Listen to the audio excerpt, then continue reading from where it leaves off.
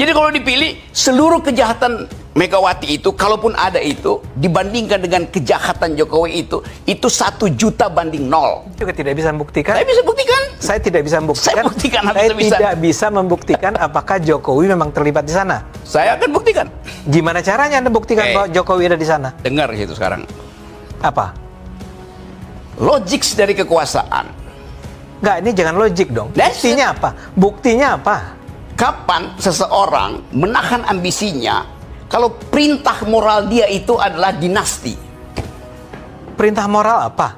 Perintah moral adalah perintah tertinggi. Yes. Tentu saja. Ya, jadi dia akan batalkan. Batalkan apanya? Kalau perintah moralnya bangun dinasti, oke? Dia akan batalin apa enggak tuh? Bagaimana mungkin ada sebuah perintah moral bentuknya adalah bangun dinasti? Seharusnya tidak boleh ada, tetapi itu faktanya, itu deh lo. Itu karangan Anda. Lo ini itu imajinasi Anda. Gini. Imajinasi saya, oke? Iya. Imajinasi saya itu, you cari pembuktian ilmiah, nggak ada kan? Nggak ada. Sebelum kita menuju ke Bang Rocky Gerung, saya mau ke Bang Ade Armando. Singkat saja, Bang. Yang saya setuju sama Freddy. Ya. Pastilah. Tentu saja ya. Jadi begini. Dan saya rasa memang ada kesalahan Bu Mega di sini. Kemarin itu mestinya ketika kondisi memburuk, krisis terjadi, yang dilakukan Bu Mega menurut saya seharusnya konsolidasi, ya. Nah, ini konsolidasi belum terjadi, sudah keluar misalnya perintah agar tidak hadir di dalam acara retret. Bukan tidak hadir, menunda. Menunda ya kan, tidak hadir pada beda tidak hadir, menunda apapun itulah. Karena sekarang kan sudah dikatakan bahwa kalau terlambat SM 4 hari harus ikut ulang ya, kan misalnya begitu. Saya mau bilang bahwa perintah itu sangat mengganggu kelihatannya buat para kader PDIP yang sebetulnya ingin datang ke sana ya. Jadi ini menimbulkan persoalan-persoalan baru yang saya pikir memang Bu Mega ini atau tim pimpinan PDIP, apalagi karena sekarang udah nggak ada sekjen nih ya, itu harus dengan cepat mengkonsolidasikan diri menuju April 2025 ya. Karena kalau urusan Hasto saya setuju udah selesai nih, tinggal maju ke pengadilan, dibuktikan di pengadilan. Kan selalu ada kemungkinan ternyata Pak Hasto terbukti tidak bersalah kan. Kita harus selalu punya perasaan prejudice of innocence itu, praduga tak bersalah. Jadi mungkin saja dia ternyata tidak terbukti melakukan hal-hal yang dituduhkan oleh KPK. Gimana nih, Bung Rocky?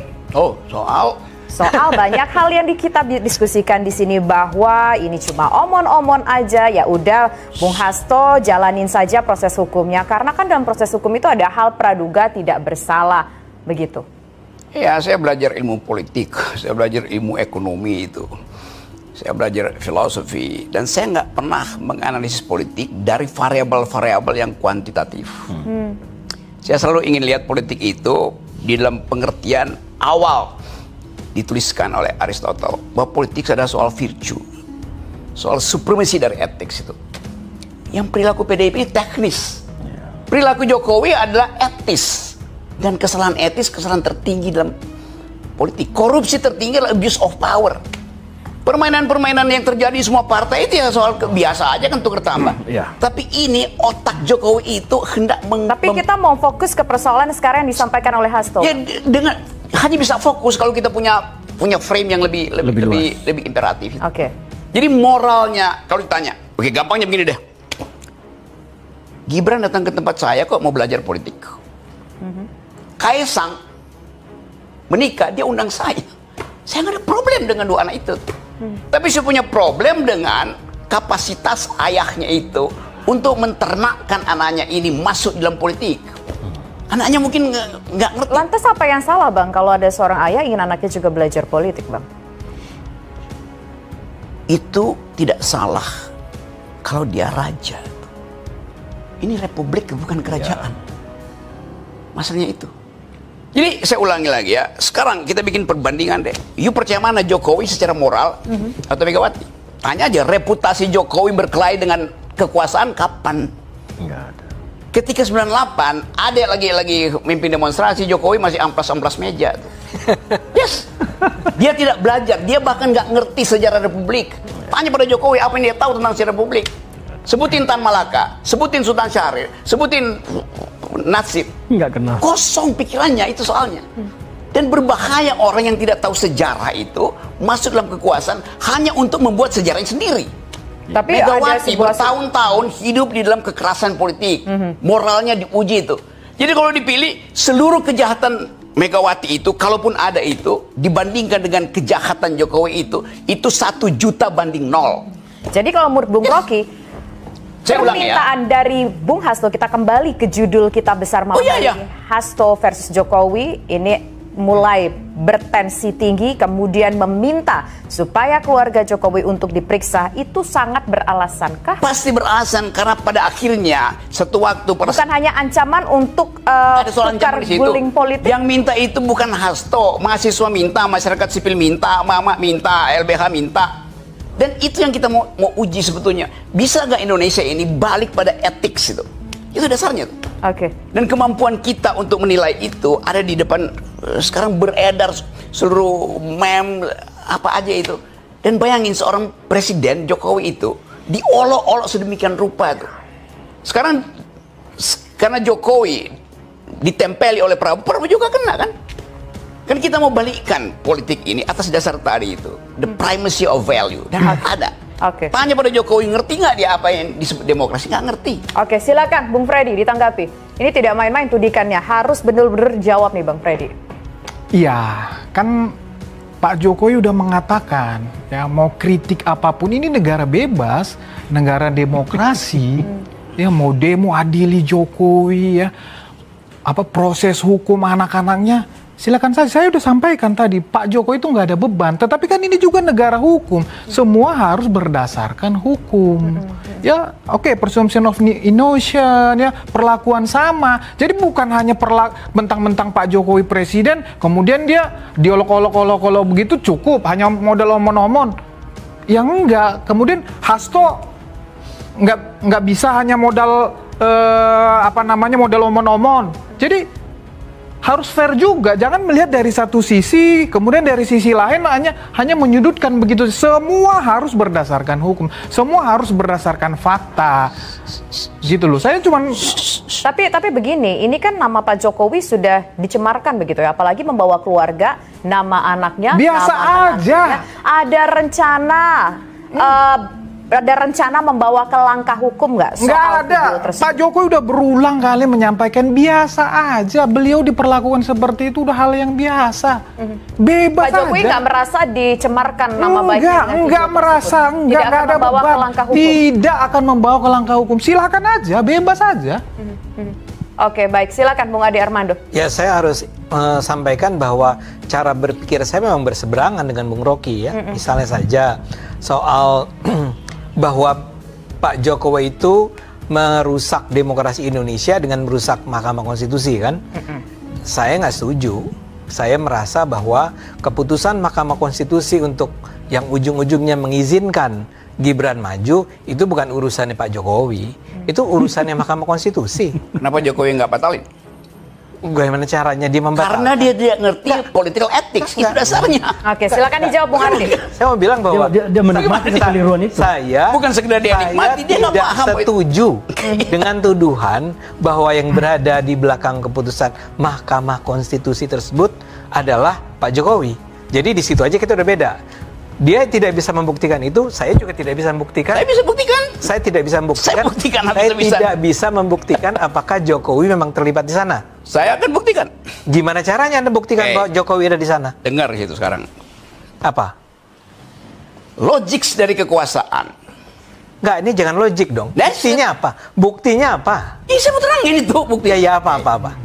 Seseorang yang punya ambisi, dia akan maksimalkan ambisinya. Sampai di situ dulu, bener nggak tuh tesisnya? Kak, buktinya apa? Bukan, saya mulai dengan cara berpikirnya. Ya. Anda punya ambisi, Anda akan ambil kesempatan untuk memaksimalkannya apa enggak tuh? Kesempatan itu adalah sesuatu yang relatif. Yes. Jadi misalnya begini. Tunggu. Nggak, saya mau bilang, no. Anda harus siap kasih kesempatan saya selesaikan.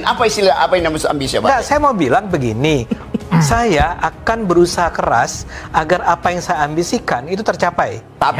Tapi semua harus dilakukan dengan cara yang etis. Sekarang setuju? Jadi saya mulai poin pertama ya. Kalau Anda punya ambisi, Anda akan maksimalkan apa enggak? Dengan cara yang etis, iya. Dengan cara yang etis, iya. Oke. Kapan cara yang etis itu dipakai oleh seorang yang ambisinya tak tertahankan lagi. Enggak, karena saya ada batasan etis, saya tidak akan mengatakan ambisi saya sudah tak tertahankan. Kapan seseorang menahan ambisinya kalau perintah moral dia itu adalah dinasti? Perintah moral apa? Perintah moral adalah perintah tertinggi. Yes. Tentu saja. Ya, jadi dia akan batalkan. Batalkan apanya? Kalau perintah moralnya bangun dinasti, oke, dia akan batalin apa enggak tuh? Bagaimana mungkin ada sebuah perintah moral bentuknya adalah bangun dinasti? Seharusnya tidak boleh ada, tetapi itu faktanya, itu deh lo. Itu karangan Anda. Lo ini Itu imajinasi you tanya, Anda. Gini. Imajinasi saya, oke. Iya. Imajinasi saya itu you cari pembuktian ilmiah, nggak ada kan? Nggak ada.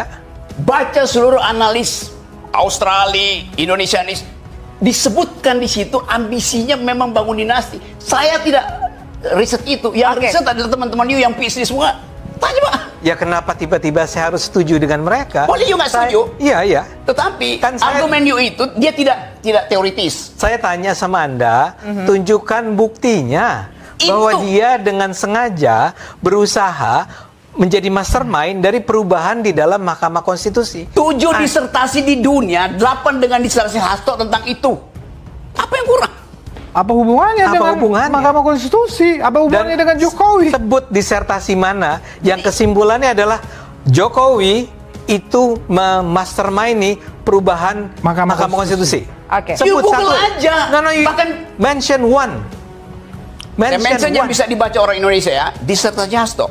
Enggak, Anda bilang ada 8, ada 7 plus Hasto jadi 8. Nanti gua kirim ke lu tuh 8 itu. Okay. Sekarang aja di depan Satu, publik. okay. Ini ada siaran langsung di televisi nih ya. You minta satu, Ya, siapa? Yang bisa dibaca dalam bahasa Indonesia, disertasi Hasto. Bahasa Inggris. Saya mesti sebutkan itu pada seseorang yang secara intelektual, adik, setiap hari membaca jurnal. Saya nggak pernah baca. Saya baca dong saya. Kalau gitu, dia nggak pernah baca. Apa Bang judul jurnalnya Bang? Jurnal itu dikutip di semua artikel. Ya itu apa? You mau tanya judulnya? Ya. Gua Google dulu. Enggak, kenapa Google dulu? Oh ya oke, silakan Google dulu kalau Anda bisa. Kalau saya terangkan di situ, orang tanya, versinya apa? Versi yang paling bagus itu versinya Hasto. Saya ambil yang tertinggi aja. Coba, versinya Hasto apa pentingnya? Hasto is not an intellectual. Dia dapat doktor aja saya ragukan. Ya udah kalau you meragukan Hasto dapat doktor, saya meragukan you dapat doktor juga. Gak apa-apa, Rocky. Ya justru itu. Saya cuma ingin agar Anda membuktikan pernyataan Anda. Ada 7 disertasi di dunia ini yang menyatakan bahwa Jokowi berada di 7 belakang. 7 karya ilmiah. 7 karya ilmiah. Di dalamnya ada disertasi Hasto. Masa saya membenci fasilitas yang disiapkan oleh pemilu? Benci itu personal, Iya. Saya mau bilang bahwa Anda tanpa ada bukti sedikit pun mengatakan bahwa Jokowi berada di belakang perubahan pasal dalam keputusan Mahkamah Konstitusi. Jokowi ada di situ karena yang punya ambisi untuk menjadikan anaknya presiden adalah adek. Nggak bisa. Tunggu, yang punya ambisi siapa tadi? Prabowo. Oke, baik. Sorry Jokowi. Saya nggak tahu. Saya juga nih. Iya, saya jawab Prabowo ya Bang. Lah itu udah di publik kok. Jadi Prabowo pada waktu itu adalah presiden. Karena itu dia pengaruhi Iya, itu omongan dia punya argumen sendiri. Iya, tapi pada waktu itu Prabowo bukan presiden, Jokowi bukan. Jadi Gibran anaknya Prabowo. Loh, kan saya menyatakan yang ambisi itu Prabowo menjadi masalahnya ini masalah Mahkamah Konstitusi. Masalahnya loyalis Jokowi ini kalau dikasih data dan informasi pasti akan menolak. Kalau kita sebut salah satunya riset OCCRP, bukan. Dari tadi kita berdebat keluar juga nama risetnya ya. OCCRP itu melakukan penelitian maka muncul nama Jokowi.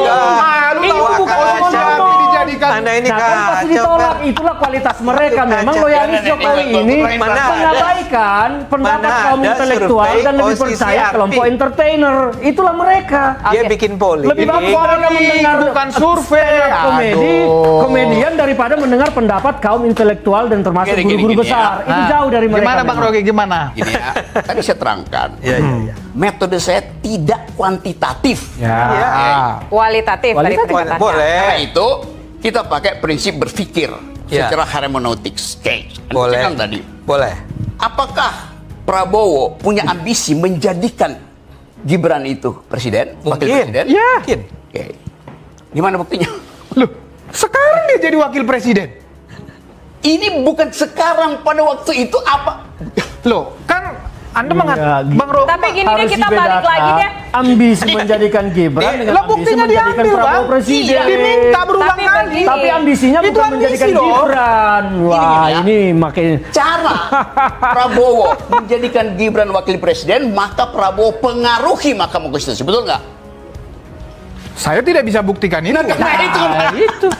Berarti itu tidak Loh, tadi terbukti kan dong, bicara Bung Rocky. ambisi. Berarti statement Bung Rocky Bicara nggak Mahkamah terbukti Konstitusi, dong. Abang nggak jawab, Yang soal Abang nggak tadi bisa yang terakhir buktikan. Bung Ya, Rocky saya kan. ulangi pelan-pelan ya. Saya bilang yang punya ambisi menjadikan Gibran tokoh politik wakil presiden, Jokowi atau Prabowo? Yuk anggap Saya Prabowo. jawab Prabowo. Oke. Berarti tadi poin itu Prabowo mengacak-acak. Itu dua hal yang berbeda. Bung Rocky. Itu dua hal yang berbeda. Itu loncat. Itu Oke, baik. loncat. Itu Tapi fakta. begini, Logika Anda loncat, Rob. Itu fakta. Ya, kita tahu. Saya pikir nalar mereka berdua ini sudah sesat ya. Loh, itu Saya fakta. percaya Prabowo kalau bicara ambisi, Prabowo berambisi untuk dirinya jadi presiden, bukan menjadikan Gibran wakil presiden. Justru Kalau bicara karena dia ambisi, berambisi jadi presiden, Oke. maka harus wakilnya si Kita- Gibran. itu bukan Sebentar. ambisi, tetapi langkah strategis. Ambisi harus Anda bedakan. Oke, kita Bagaimana tidak Anda akan berbicara apapun definisi namanya. soal Mengklasterkan ambisi ambisi dan saja langkah tidak strategis. bisa. Tapi begini, terakhir sebelum kita mengakhiri Oke, diskusi iya. ini, Sabar. Bung Rocky, kenapa memang kalau kemudian kita melihatnya justru Hasto itu mengeluarkan statement Jokowi A, B, C, D itu sekarang, kalau memang seandainya ia melihat sesuatu itu sudah tidak benar dari beberapa waktu yang lalu, dari bertahun-tahun yang lalu, dari berbulan-bulan yang lalu, kenapa tidak disampaikan saja dahulu? Kenapa ketika yang bersangkutan tersandung kasus hukum baru disampaikan? Ya kenapa kasus hukum itu baru disandungkan hari ini?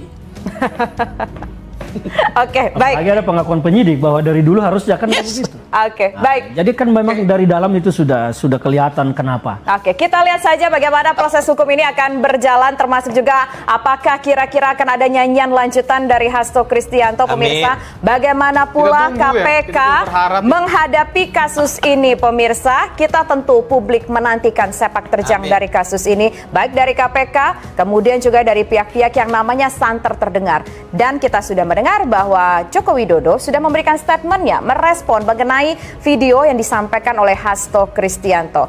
Demikian kebersamaan kita dalam Indonesia Kita kali ini. Saya Tisa Noveni undur diri. Terima kasih, selamat malam, sampai jumpa.